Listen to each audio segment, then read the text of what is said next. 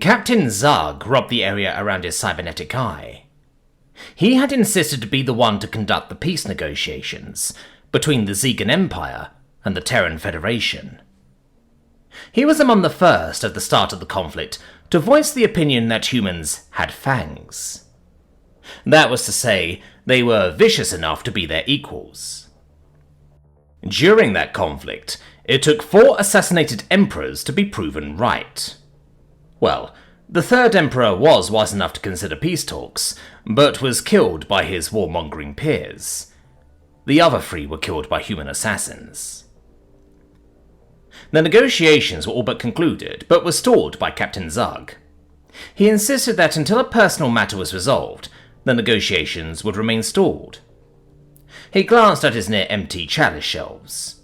He had put all but 2 chalices into storage. One was meant to be a gift, if the right human arrives. The door to his quarters chimed, and he barked, "Enter!"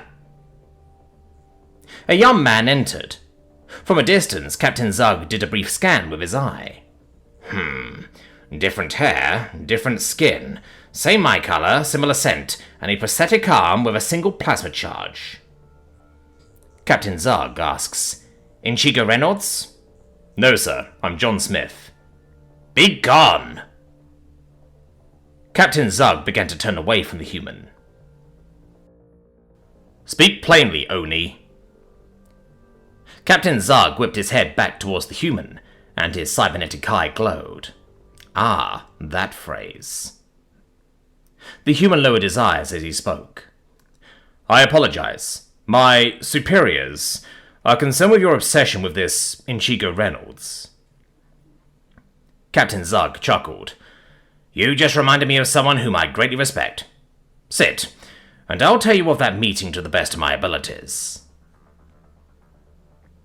Captain Zug dragged from his silver-coated chalice. "This meeting, like the wine, will be bittersweet." The door to his quarters chimed, and he called out, "Enter!" A middle-aged man with streaks of grey in his blonde hair, and his wrists bound at the front.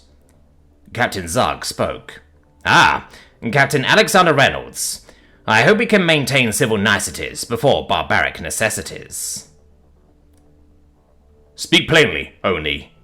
What will become of my crew?" "Oni? You called me that on our first encounter. What does it mean?" "Your people resemble a kind of demon from our folklore." Captain Zug chuckled. "And your people resemble the cave-dwelling child snatchers of our mythologies." Captain Reynolds smirked at the comparison, and was shocked when he glanced to the side. Much of the wall was multi-shelved and half full of chalices. Skull chalices from various species. The topmost shelf had a single chalice, a gold-coated skull with diamonds in the eye sockets. 2 of the upper shelves had silver-coated skulls with either sapphires, rubies, or onyx gems in the eye sockets. 2 of the lower shelves had brass-coated skulls with nothing in the eye sockets. The very bottom shelf had several skulls that were unadorned with a wax lining. Captain Zug smiled. "It is a Zegan custom to turn our enemies' skulls into chalices." Captain Reynolds asked, "I take it the more ornate ones are those you greatly respected?" "Indeed." Captain Zug took an unadorned skull chalice, one that looked like a Zegan.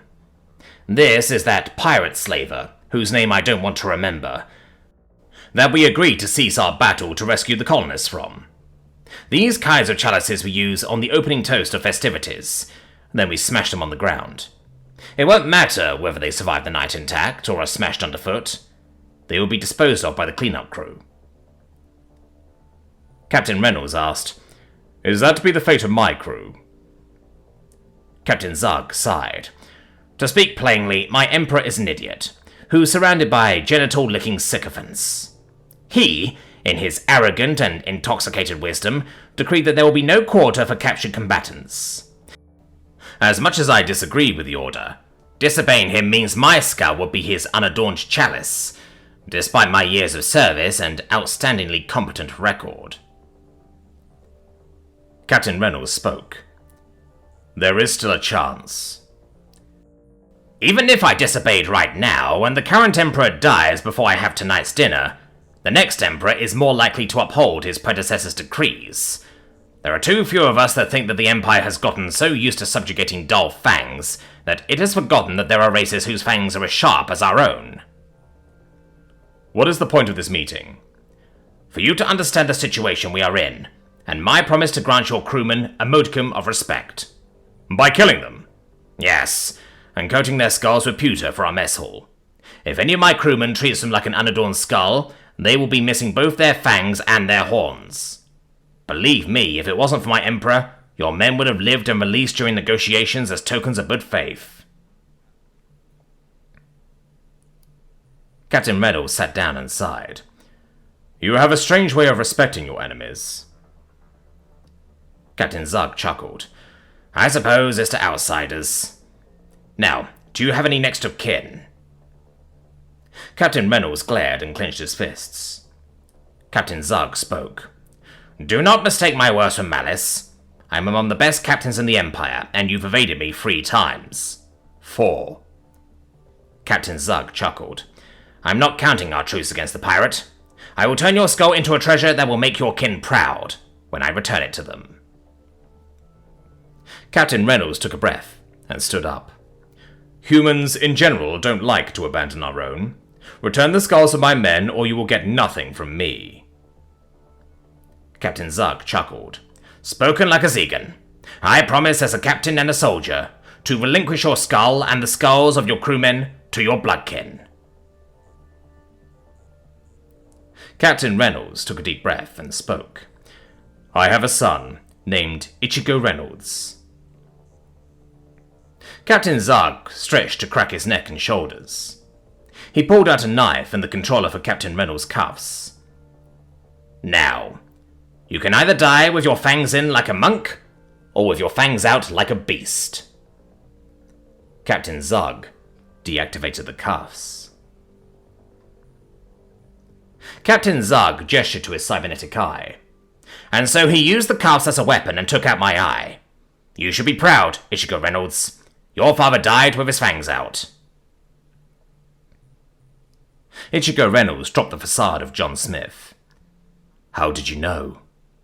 You spoke like your father, and this eye is not just for sight and intimidation. It confirmed your identity halfway through my story, and I know about the plasma shot in your arm. Ichigo struggled to speak. And my father's... Captain Zug pulled the chalice from the top shelf and presented it with care.